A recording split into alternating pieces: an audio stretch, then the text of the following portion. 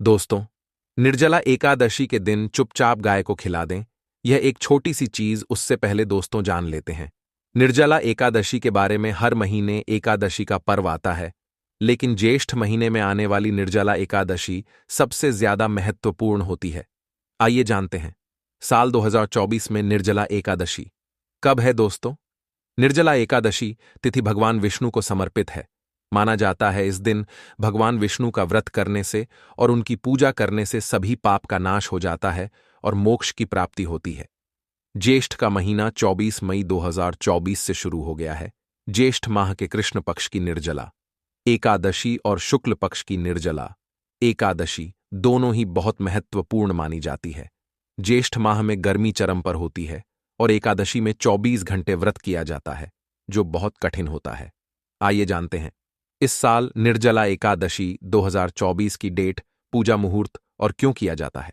यह व्रत ज्येष्ठ माह के शुक्ल पक्ष की एकादशी तिथि की शुरुआत 17 जून को सुबह 4:43 से होगी। वहीं इस तिथि का समापन 18 जून को सुबह 6:24 पर होगा। ऐसे में निर्जला एकादशी व्रत 18 जून को किया जाएगा। इस निर्जला एकादशी का क्या महत्व होता है दोस्तों? अपार शब्द का अर्थ होता है असीमित, यानी कि निर्जला एकादशी का व्रत करने वालों को असीमित सुख और धन की प्राप्ति होती है। इसी कारण इसे एकादशी कहा जाता है। इतना ही नहीं, दर्शी को असीमित लाभ देने वाली एकादशी भी कहा जाता है। निर्जला एकादशी समस्त पापों से मुक्ति दिलाने वाली एकादशी में से एक मानी जाती है। ऐसी मान्यता है कि इस व्रत को करने से पापों का अंत होता है। इतना ही नहीं, व्यक्ति को कई तरह के रोग, दोष और आर्थिक समस्याओं से भी छुटकारा मिलता है और अक्षय पुण्य की प्राप्ति होती है। पांडवों ने श्री कृष्णा के मार्गदर्शन में इस व्रत को करके महाभारत युद्ध में विजय प्राप्त की थी दोस्तों। निर्जला एकादशी के दिन स्वर्ग का दरवाजा खुल जाता है, इसलिए इस दिन किया गया दान पुण्य अन्य दिनों में किए गए दान पुण्य से अधिक फलदायी होता है। वास्तव में 18 जून निर्जला एकादशी के दिन अगर आप यह उपाय कर लेते हो तो यकीनन आप पर मां लक्ष्मी की कृपा होगी और आप धनवान बन जाओगे। आप धनवान ना बने तो मुझे बताना दोस्तों, बस जो उपाय आपको बताया जाए वह उपाय कर लेना चाहिए। जानते हैं, एकादशी के दिन चुपचाप गाय को खिला दें। यह एक छोटी सी चीज, रोडपति भी होंगे, करोड़पति मिलेंगे। सभी संकट और कष्टों से मुक्ति, मृत्यु दंड पितृदोष तुरंत होगा खत्म। पूरे साल आपके भरे रहेंगे। अन्न धन के भंडार, यूं कहें कि आपकी 7 पुश्तों तक करेंगे। रुपयों पैसों पर राज दोस्तों, 7 पीढ़ियों तक बैंक बैलेंस बढ़ता चला जाएगा। सभी दुख दर्द संकट कष्ट है वह दूर हो जाएंगे और सभी सुख आपके कदमों में आ जाएंगे। सभी सुख आपके कदम चूमेगी। यदि आप यह एक छोटी और खास चीज चुपचाप गाय को खिला देते हैं तो तत्काल गरीबी आपके जीवन से खत्म हो जाएगी। यूं कहे व्यक्ति रंक से राजा बन जाता है और 33 कोटि देवी देवताओं को धारण करने वाली गौ माता की भी कृपा व्यक्ति पर आजीवन बरसती है। व्यक्ति के घर में कभी भी धन वस्त्र कमी नहीं होती है। धन के भंडार व्यक्ति के घर में भरे रहते हैं। व्यक्ति के जीवन से तत्काल गरीबी खत्म हो जाती है। तो दोस्तों, कौन कौन से वे गाय से जुड़े खास और महत्वपूर्ण उपाय हैं जिन्हें यदि आप एकादशी के दिन कर लेते हैं तो दोस्तों यकीन मानिए, आपके घर में अन्न धन के भंडार सदैव भरे रहेंगे। जो भी जीवन के दुख दर्द संकट है वह सभी दूर हो जाएं। इस वीडियो में हम आपको उसी खास और महत्वपूर्ण चीज के बारे में बताएंगे, क्योंकि आपको एकादशी के दिन गाय को जरूर खिलानी है। तो दोस्तों, फायदे के लिए पूरा वीडियो देखना। यदि आज की इस वीडियो को अपने बीच बीच में से देखा, काट काट कर देखा, तो यकीन मानिए जीवन में आपको कभी सफलता हासिल भी नहीं होगी, क्योंकि इस वीडियो में आपको कुछ ऐसे उपाय गाय से जुड़े बताने वाले हैं जिन्हें करने से आपके जीवन के जो भी दुख दर्द संकट है या कामयाबी होने में कोई बाधाएं आ रही सभी से छुटकारा मिलने वाला है। यूं कहें कि आपके जीवन में अपार धन सुख संपत्ति की प्राप्ति हो जाएगी। कभी भी धन से संबंधित परेशानी नहीं रहेगी। आर्थिक स्थिति आपकी प्रबल हो जाएगी। धन प्राप्ति के योग्य बन जाएंगे और जीवन में सदैव अनंत धन के भंडार आपके घर में भरे रहेंगे। अनंत धन वस्त्र कभी कमी नहीं होगी आपके घर में। तो दोस्तों, आज का वीडियो पूरा देखकर जाना। यदि आप चाहते हैं आप और आपके परिवार पर सदैव गौ माता की कृपा से आपके पितरों की कृपा से, देवी देवताओं की कृपा से। तो दोस्तों, वीडियो को देखकर जाना बहुत ही फायदेमंद वीडियो है। पूरे 50 सालों के बाद ऐसे दुर्लभ संयोग है, तो पूरा वीडियो देखकर जाना। यदि आप लाभ हासिल करना चाहते हैं और 7 पीढ़ियों तक कभी कोई किसी तरह की कमी ना हो, ये फल चाहते हैं, तो वीडियो को पूरा देखकर जाना। बहुत ही लाभप्रद वीडियो है आपके लिए। दोस्तों, वीडियो को आगे शुरू करें उससे पहले आपसे रिक्वेस्ट करते हैं कि इस वीडियो को लाइक कर चैनल को सब्सक्राइब कर देना और कमेंट बॉक्स में सच्चे दिल से जय गौ माता लिख देना, जिससे माता की कृपा आपके और आपके परिवार के ऊपर सदैव बरसती रहे। और ज्यादा से ज्यादा वीडियो को शेयर जरूर करना, ताकि और लोग भी इस वीडियो के माध्यम से लाभ हासिल कर सके। इन उपायों को करने से अपने जीवन में सदैव धन सुख संपत्ति की प्राप्ति कर सके।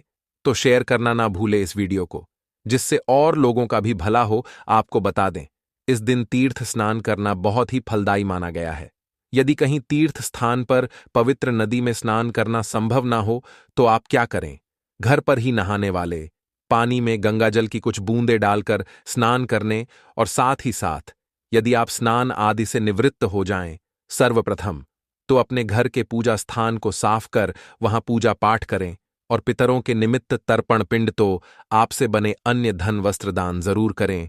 और इस खास पूर्णिमा के दिन दान करने से सभी मनोकामनाएं पूर्ण हो जाती हैं। वैशाख पूर्णिमा के दिन विशेषकर पूर्वजों की पूजन के लिए बहुत ही शुभ फलदायी समझा गया है। इस पूर्णिमा के दिन दान करने से पूर्वजों की आत्मा को शांति मिलती है और उनको मोक्ष मिलता है। और आपको बता दें, इस बार जो इस दिन पूजा के साथ साथ हनुमान जी मंगल देवता और भगवान शनिदेव की भी पूजा जरूर करने चाहिए। आपको बता दें कि इस दिन यदि आप हनुमान जी और मंगल देवता भगवान शनिदेव की पूजा करते हैं, तो मंगल का ग्रह दोष भी दूर हो जाता है। मानव के जीवन में धन सुख संपत्ति की प्राप्ति हो जाती है, समस्त मनोकामनाएं पूर्ण हो जाती हैं। और दोस्तों, साथ ही साथ आपको उस दिन, मतलब ये जो पूर्णिमा के दिन है, इस दिन आपको एक उपाय तो जरूर करना है। गाय का उपाय बताने से पहले एक उपाय आपको बता दें। उपाय को जरूर करें। क्या करें कि इस पवित्र दिन के शाम के समय पीपल के पेड़ के नीचे आपको सरसों का चौमुखी दीपक, आटे का दीपक बनाना है ही।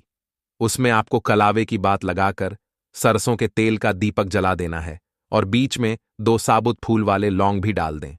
फिर देखिए कैसे चमत्कार आपके जीवन में होता है। शाम के समय जलाकर उसे छोड़े, मनोकामना मांगकर दोस्तों 21 दिनों के अंदर आपकी मनोकामना पूर्ण हो जाएगा। दोस्तों, बहुत ही प्रभावशाली उपाय बताया मैंने आपको, बहुत ही दुर्लभ से दुर्लभ है। गाय से जुड़े कौन कौन से उपाय आपको इस दिन, मतलब गाय से जुड़े उपाय जिन्हें करने से मानव को 7 पीढ़ियों तक बैंक बैलेंस की कमी नहीं होती, दुख दर्द संकट कष्ट दूर हो जाते हैं और सभी सुख मानव के कदमों में आ जाते हैं। सभी सुख और घर में अन्न धन के भंडार सदैव भरे रहेंगे। कहते हैं कोई कमी नहीं होती। किसी तरह कौन कौन से उपाय ध्यान से सुनना, जिस तरह बताए उसी तरह इन उपायों को आपको करना है। तो चलिए शुरू करते हैं। कौन कौन से गाय से जुड़े उपाय हैं, प्रभावशाली चमत्कारिक उपाय है जो कि आपकी किस्मत को चमका देंगे। इस पूर्णिमा से आपको लाभ शुरू करते हैं। दोस्तों, सनातन परंपरा में गाय गंगा और गायत्री का बहुत ज्यादा धार्मिक महत्व है। मान्यता है गौ माता के शरीर पर 33 कोटि देवी देवताओं का वास होता है। गौ माता की पूजा करने वाले जातक पर इन सभी देवी देवताओं की कृपा बरसती है। गौ सेवा से न सिर्फ इस जन्म के बल्कि पूर्व के भी दोष दूर हो जाते हैं। गाय से हासिल पंचगव्य का उपयोग जरूर शामिल करें, क्योंकि पंचम के बिना कोई भी पूजा पाठ और हवन सफल नहीं होता। या दोस्तों, गौ कृपा पाने के लिए प्रतिदिन, सप्ताह अथवा महीने में परिवार समेत एक बार गौशाला का नियम जरूर बनाएं और वहां गायों को हरा चारा जरूर खिलाएं। इससे आपको शुभ फलों की प्राप्ति होगी और साथ ही साथ गौ सेवा और गौ पूजा से 9 ग्रह शांत हो जाते हैं और इनसे जुड़े दोषों का निदान हो जाता है। गर्मियों में गौ माता को पानी पिलाएं और सर्दियों में गौ माता को गुड़ जरूर खिलाएं। ध्यान रखें कि गर्मियों में गाय को गुड़ ना खिलाएं। अनेक देवी देवताओं को अपने शरीर पर धारण करने वाली गौ माता से जुड़े कई शुभ और अशुभ संकेत भी होते हैं। मसलन, गाय का दूध देते समय यदि गाय ठोकर मार दे और सारा दूध बिखर जाए तो अपशगुन होता है। यदि कोई यात्रा पर निकल रहा हो और गाय अपने बछड़े को दूध पिलाती सामने आ जाए तो निश्चित रूप से जिस यात्रा के लिए आप निकले हैं वह यात्रा आप जरूर ही सफल होगी और वह जिसके लिए आप निकले हैं वह जरूर ही पूर्ण होगा। यात्रा पर जाते समय बाईं ओर गाय की आवाज और रात में गाय की हुंकार करना भी शुभ होता है। दोस्तों, साथ ही साथ गाय के साथ आप भूल कर भी दुराचार ना करें, अन्यथा मिलता है घोर पाप और जीवन भर की परेशानियां बनी रहती हैं। जी हां दोस्तों, गाय को राष्ट्रीय पशु बनाए जाने और इन्हें मौलिक अधिकार दिए जाने की बात हो रही है तो सवाल उठता है, गाय संस्कृति का अहम हिस्सा है, तब भी गाय के साथ लोग खराब व्यवहार कैसे कर लेते हैं। गाय दर दर भटक रहती है, भरपेट इन्हें तक लोग नहीं देते। गाय जब तक दूध देती रहती है तो उनकी सेवा होती है और जैसे ही दूध देना बंद कर देती है तो लोग इन्हें उनकी किस्मत पर छोड़ देते हैं, सड़कों पर और गलियों में भटकने के लिए। ऐसे में कोई जीवों को कोई डंडे मारता है तो कोई पानी डाल देता है, कभी वाहनों की चपेट में आ जाती है तो कभी बीमार होकर बेचारी यह गाय दम तोड़ देती है। ऐसे में जरूरत है इन बातों को जानने की लेकर शास्त्रों में क्या कहा गया है, गाय के साथ आपको कैसा व्यवहार करना चाहिए। दोस्तों, गाय को कभी भी मारना पिटना नहीं चाहिए। शास्त्रों में गाय को माता का दर्जा दिया गया है। गाय को मारने वाला माता को मारने पीटने वाले के समान पाप का भाग्य समझा जाता है। नरक लोक में वर्षों तक कष्ट भोगना पड़ता है। अगले जन्म पशु योनि में मिलता है। कथा है कि गौतम मुनि ने गलती से गाय को डंडा मार दिया था, इससे गाय की मृत्यु हो गई थी और इस पाप से मुक्ति के इन्हें वर्षों तक तपस्या करनी पड़ी। भगवान श्री कृष्ण जी ने बैल स्वरूप में आए वृद्धाश्रम का वध कर दिया था, जिससे मुक्ति के लिए भगवान श्री कृष्ण को संपूर्ण तीर्थों को एक कुंड में बुलाना पड़ा और इस कुंड में स्नान से वह पाप मुक्त हो गए थे। दोस्तों, साथ ही साथ पानी पी रही गाय को भागते हैं, वे घोर पाप के भागी बनकर नर्क भोगते हैं। ऐसा पुराणों में बताया गया है, जबकि जो लोग गाय के लिए प्याऊ बनवाते हैं जिसमें गाय के लिए पानी रखा जाता है वह महाभाग्यवान होते हैं। ऐसे लोग घोर पाप से मुक्त होकर स्वर्ग पा जाते हैं और बड़े ही धनवान कुल में जन्म लेकर सुख भोगते हैं। और साथ ही साथ आराम कर रही गाय को कष्ट देकर कभी भी उठाना नहीं चाहिए। कहते हैं कि जिस स्थान पर गाय बैठी है वहां से नकारात्मक ऊर्जा खत्म हो जाती है। गाय के बैठने की जगह को जो लोग नियमित साफ रखते हैं वह जन्म में किए गए जाने अनजाने में पाप मुक्ति हो जाती है और गोलोक में स्थान पाते हैं। गाय को डंडा मारकर उठाना, पानी डालकर उठाने से मनुष्य पाप का भागी बनता है और अगले जन्म में उसे दर दर भटकना पड़ता है। और साथ ही साथ शास्त्रों में बताया गया है कि गाय का दूध उसके बछड़े के लिए होता है। गाय के बछड़े से बचा हुआ दूध मनुष्य को लेना चाहिए, परंतु कुछ लोग एक बार गाय को दूह लेने बाद फिर से बछड़े के लिए बचा हुआ दूध भी दूह लेते। ऐसा करना गौर पाप कहा जाता है। ऐसे दूध को दुहने वाला और ग्रहण करने वाला दोनों ही पाप के भागी बन जाते हैं। दोस्तों, साथ ही साथ शास्त्रों में कहा गया है कि गोवंश मतलब गाय और बैल के पीठ पर नहीं बैठना चाहिए।